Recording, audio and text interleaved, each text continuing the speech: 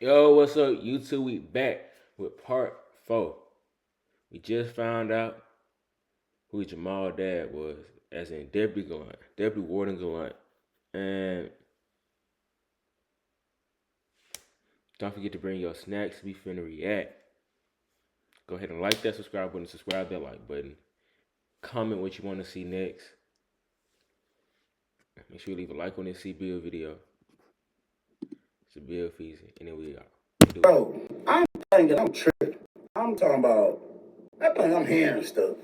Something got to be wrong because I know that lady did not just say, Jamal, that's your daddy. So when she said it, I got to still maintain the acting as if I ain't really studying him, paying him no attention. So I go, fumbling with the Chris Brown CD. And I look up at him, bro, he holding that phone. He just looking so crazy, his mouth kind of open. He was like, what? Mom, what you just say? And then I guess she had just made it to work because you could hear her talking to somebody. She said, hold on, girl, give me 10 minutes, please, give me 10 minutes. She took a deep breath. She said, Jamal. He like, what did you just say? He got real aggressive. And he was like, you said that's my what? And she was like, boy, that's your daddy. He said, Big Ma, my daddy. He stood up with it. Like, he got aggressive. Like, he got mad. He said, Big Ma, my daddy. What are you talking about? My daddy dead. What are you talking about? And she was like, baby, calm down, calm down, calm down. And then he sat back down. And she was like, listen, it was either him or Big Ma. Okay? Mom didn't know. He did some terrible things and went to prison. And, Big Ma knew it was either between him or him. Either it was him or him. And, even with knowing the possibility, he still decided to be there. And as you got a little older, W Big Mom, the stand-up dude. Right? You was probably about like 3-4 years old, I started seeing features from such and such, which is Gullant. I'm just not about to be saying his first name. Because y'all some FBI agents. Y'all gonna be going looking the man up. And I was honest with Big Ma, and we went and did DNA. You wasn't his. She like, so once we took the test, and then you hear her voice cracking like she about to start crying. She like, once we took the test, it came back and said, Big Ma has been excluded from paternity, and it's 0% that you're his child. And then she started crying, and she was like, and it just hurt me. I feel so bad because I feel like that brought him an early death, because after that happened, man, that man didn't care about his hygiene for real no more. He ain't really care about his clothes, if they clean this and this and that. He just started smoking all day, drinking all day. And, he had that heart attack. But I feel like him knowing you wasn't his biological child, knowing for a fact, that's what sent him into an early grave. Jamal just asked her, like, so why you never told me this? Like, why you never told me the truth? She was like, Jamal, what would it matter? If you grew up knowing Big Ma as your daddy, why would I throw that confusion in there when I know your biological daddy is in prison for the rest of his life? He has life without the possibility of parole. That man would never get out. So why would I even bring that into your life? So he's like, it don't matter. It don't matter if that's my daddy. I deserve to know that. You should have told me that. And then he's like, man, this nigga is the biggest snitch at this whole camp. This nigga is the real police. This nigga be telling on everybody. Ain't no way that's my fucking dad. Bro, I go to looking at him again. And now I'm not just looking at him like, I'm looking at the features now. You know what I'm saying? And bro, when he stopped talking and he was angry, he was like taking a, deep breath while Mom Duke was talking. And that bottom lip went to hanging like Gallant's be hanging. I went to looking from the side. I said, oh yeah, that's his son for real. You are the father. So he hung up the phone. He handed me the phone. He was like, bro. He just shot out the room. And soon as he pushed the door open, I seen him shoot to the right. He started knocking on the door real aggressive. You hear Gullant say, don't you see the tissue in the door, motherfucker? So he like, man, it's me, this Jamal, I need to holler at you. So he like, okay, you can hold on too. So I come out there. So when I look out, I see Joe Dirt walking across the floor. I do him like this. So Joe Dirt come over there. So I look up at Jamal. I'm like, you good, bro? He had his head down. He wasn't even saying nothing. So Dirt came walking up to my, what's up, folks? I said, come here real quick, G. I need you to help me do something. I just said that so Jamal don't think a nigga, you know what I mean? Joe Dirt come in the room. I pull the door up. I say, bro, this shit crazy, bro. He said, what the fuck you talking about? I said, bro, Gullant is Cornball Jamal daddy, bro. He said, really? I said, hell yeah. He said, I knew it was something about that motherfucker. I knew he was a punk. And Deputy Warden Gallant's been giving war daddy vibes. So that's what it turns out to be, huh? No, Deputy Warden Gallant's is Cornball Jamal's war daddy. I say, shut the fuck. I'm not saying that, man. And for anybody who may not know what a war daddy is, it's a person that, well, it's two people that's homosexual. One of them people cannot really, defend themselves, or they probably just scary, or, they might can defend themselves, but the other person that's considered the war daddy is probably better at it, usually bigger, usually more aggressive. And his job is to protect, that other person. And that's what they call him, a war daddy. So Joe, they're like, well, what are you talking about? I said, bro, that is his father, bro. He looked at me talking about, huh? I said, bro, listen. And right when I was gonna try to explain to him, you hear Deputy Warden Gullant saying, yeah, what's up, Jamal? And then he like, come, bro, let me holler at you real quick. So I guess he's shooting the room. So me and Joe Dirt shoot to the back of the cell, go to the vent. I'm grabbing him. He looking at me stupid. I'm like, man, come here. So we go to the vent. I put my ear all up on the vent. And you hear Deputy Warden Gullant saying, hey, man, you just gonna walk in my room like that? I just got done using the bathroom. And before he could finish, he was saying that, Jamal cut him off. I was like, hey, man, you know somebody named Big Ma? So Deputy Warden Gullant was like, Big Ma? What dorm that boy in? He said, nah, Big Ma, man. From back in the day, my mama used to date a man named Big Ma. So Deputy Warden Gullant get kind of quiet, you know what I'm saying? He don't say nothing for a while. Then we hear him say, yeah, I know that boy. I remember Big Ma. If I ain't mistaken, I heard he passed away.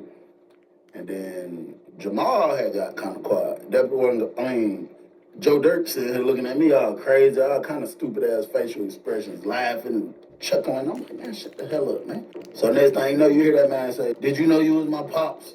And there was a long silence. That's when Joe Dirt really looking like that. Deputy Warden Gullant said, you must have talked to your mama. I was like, that ain't what I asked you, man. Did you know you was my pops? Deputy Warden Gullant was like, yeah, that's why I had your bag.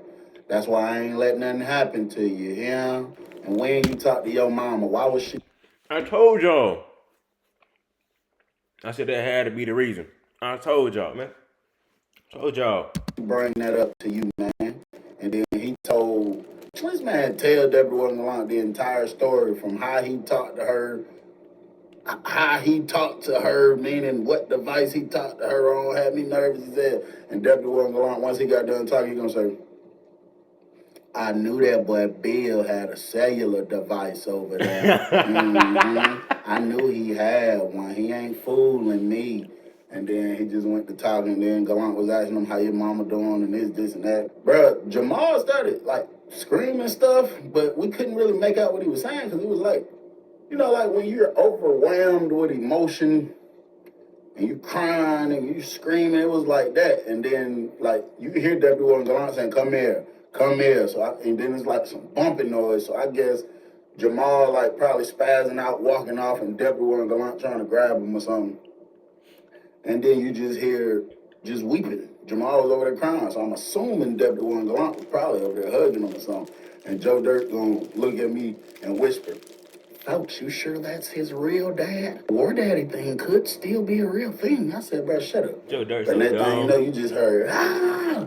And then the door bust open. So I jump up, I run over there to the door. Jamal walking out of the Gullant room, boo-hoo crying, bro. Do not pay your next car insurance. We don't care. Joe Dirt ain't nothing serious, bro. The man ain't serious for nothing. boo-hoo crying. Everybody staring at him. I look in the room, Deputy Warden Gullant got his head down, but he walking up to the door, pulling up the door. And when he get to the door and see me standing right there, I was like, you all right? He was like, yeah. Matter of fact, I need to talk to you, Bill. So I step in there, I'm like, what's up? What's up, bro? They say, hey, listen here. I know you got a cellular device over there, and I ain't worried about that right now, Bill. I got bigger fish to fry. Bill, I'm just asking for a little bit of respect now, him. You know, I just spared you on the walk, Bill.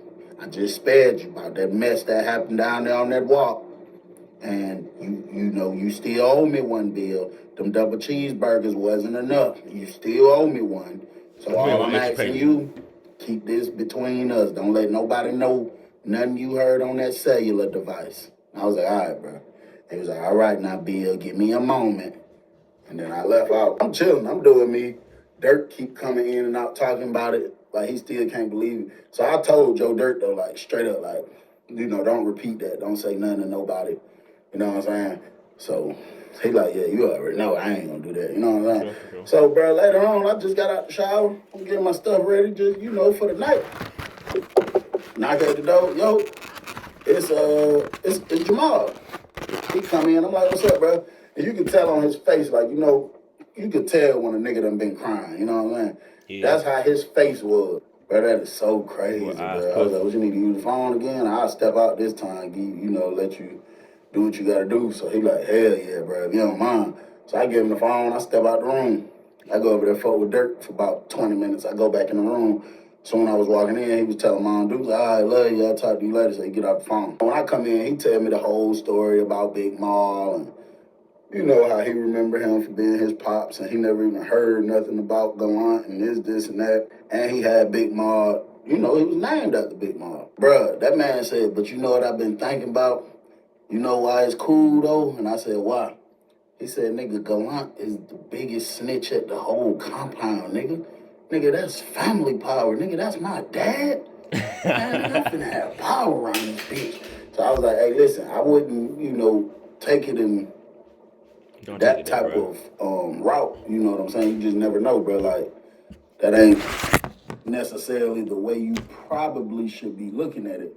You know what I'm saying? So while I'm sitting here talking to him, the Muslims go to doing I don't know what it's called, but they make this noise. I don't want to call it a prayer or a chant because I'm not sure, but it's basically their way of letting people know, like letting the other Muslims know, you know, come pray or whatever. And it goes something like this. They stand outside and they do this. Allah. You can keep that. You can keep that. And when the one dude go out there in the day room and start doing that, that's when you see all the other Muslims coming outside. You know, their face be wet, hands be wet. Like, you could tell they just wash their faces. I think they got to wash their hands, face, and their feet. You hear, we still sitting here talking. This man talking about all the benefits he gonna get from Gullant, and he gonna use him for his snitching ways, and this, and that. And, you know, I'm like, hey, you know, them folks calling the prayer, boy, you got to go and get up out of there, ain't? He like, man, hell yeah, I'm about to go. So he get up, he walk into the door, he turn around, still talking to me. Don't ask me for a Chris Brown CD. I'm like, bro, you not finna go pray, you about to smoke a Chris Brown CD? That man came straight back over there, sat down on the end of the toilet. He was like, man, fuck that shit, bro. Man, Gullant my daddy. What the fuck them niggas gonna do to me, man? I don't care about that shit, man. I said, bro, you not finna go pray? He said, man, hell nah. I was like, ain't no way, bro. Ain't no way. So then, you know, and it makes you question if I was right or not when I said the reason you ran and joined it was because the Bloods done kicked you out. You know what I'm saying? Yeah. So now that you feel like you got something, you know, where you would be a little leverage for the Muslims because you got a snitch as your daddy, a big, well-respected by administration snitch, now you feel like... That's what I said, boy. That's what I said, though. That man ran straight to what he knew to get himself protection. That's it. you don't need them no more. Like, I don't know, but I think this has always been my opinion when it comes to that type of stuff. I understand people joining things for protection. I understand people, joining things for whatever reason they decide to join. But I never really looked at it the same with people who join Muslim for any reason other than they genuinely want to, learn this, or they genuinely believe the teachings of Islam, because that's religion, bro.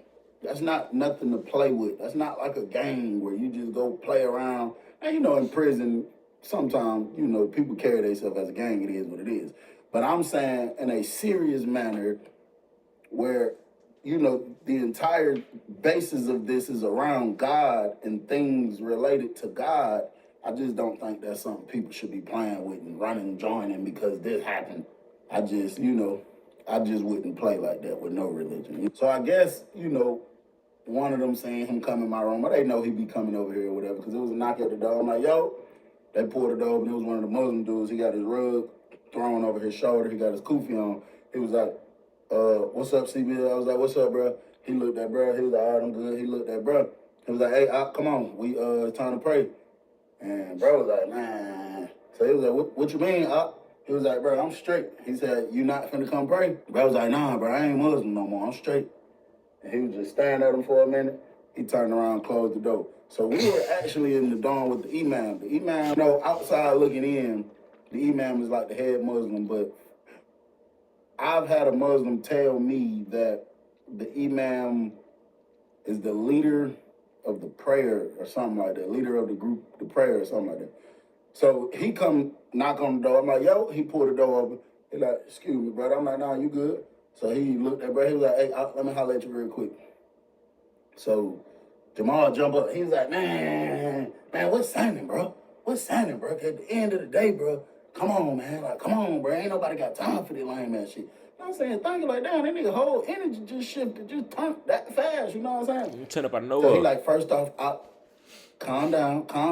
So at this point, they stepping out my door. So I get up, I'm walking to the door too. As I'm walking to the door, I hear Jamal say, man, first off, stop calling me Op. Just like I told the other head rap over there, I ain't Muslim no more.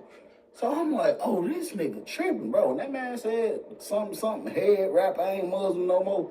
Man, that imam grabbed that nigga by his neck with both of his hands. He grabbed his ass tight too, but listen, when I said that nigga Jamal, that nigga couldn't do nothing. That nigga put them real vice grips on that nigga neck real fast. So all the Muslims running over there, hold on.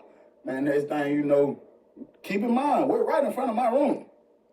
I'm directly next door to Deputy Warden Gullant. Yeah. Man, next thing you know, that door swung open. Deputy Warden Gullant say, hey, motherfucker, you better get your goddamn hands off that boy before I get the warden down here. You don't know who you fucking with, do it. You don't know. So he instantly let him go ASAP. And he said, Gullant, but listen, bro. Gullant was like, no, I ain't no but listen. Shit. Jamal, bring your motherfucking ass in here. And Jamal went straight in the room with Gullant. That's your Gullant dad. pushed him in there, pulled the door up, and then That's came your over dad. there. Went talking to the Muslim and asking me questions about what just happened, and they told him what happened. And then Gullant told the imam, well, it's over with at this point. Just leave him alone. I'm going to make sure he don't talk to y'all. Y'all don't talk to him. So he walking off. So the Muslim dude like, that ain't how that work, Gullant. So Gullant said, what you mean? He was like, that ain't how that work, nigga. You can't just play with Allah like that, and then you sitting here telling me just don't talk to him no more, don't say nothing else to him. Man, nigga finna do something to that boy. So Deputy Warden Gullant turned around and was walking back up towards the imam, and he was like, you run around this motherfucker acting like you so godly. You act like you God himself, and you sitting here talking about you gonna do something to some motherfucking body. You put your hands on that motherfucking boy, I'm gonna have a warrant on your ass so fast.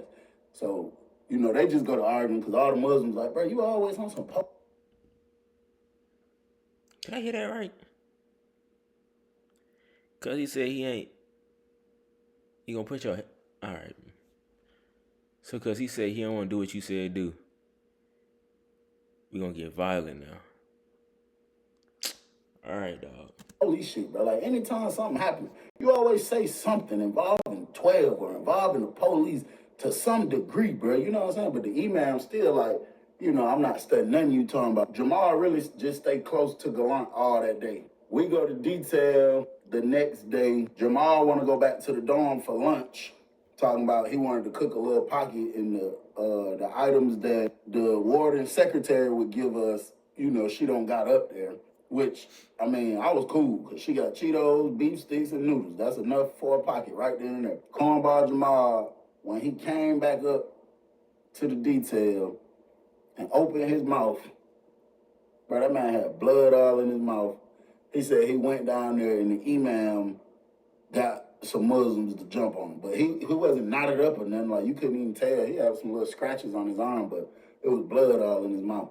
And I was like, I said, you ain't tell Gullant, did you? He said, hell yeah, I seen Gullant before I even came up here and saw you. We sitting behind the counter inside the, like, as soon as you walk into the building, once you get past the front entrance, of course, and you walking in the building, it's a desk that they sit at sometime, but ain't nobody there, so we just chilling right there. I'm telling him, like, you need to go to the bathroom, tighten that up.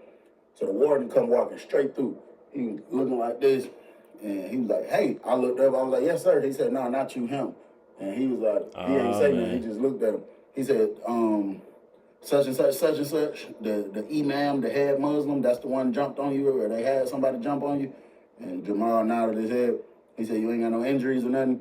And Jamal opened his mouth. He was like, gosh, he said they got a good gash. He said, come on, let's go to medical. Come with me real quick. And Jamal left out. When I was walking out through the front, I saw the deputy warden of security coming out. And when I got through the glass, Deputy Warden Gullant was standing right there talking to the real deputy warden of security.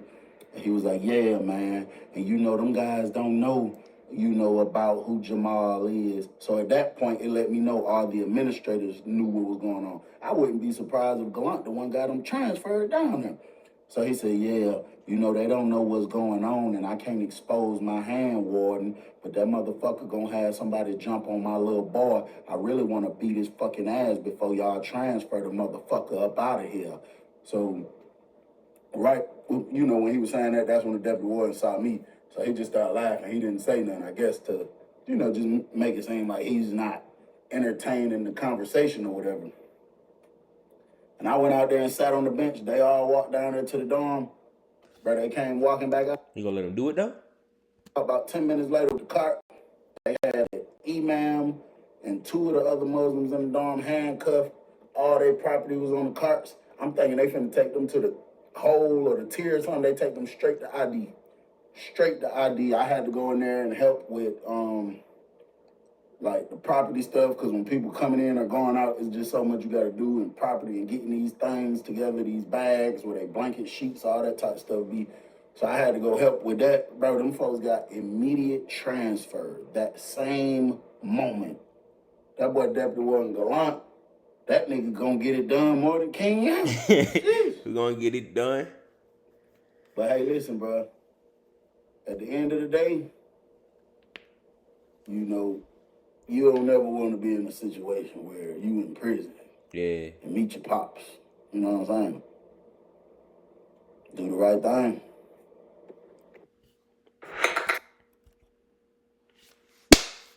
That's part 4.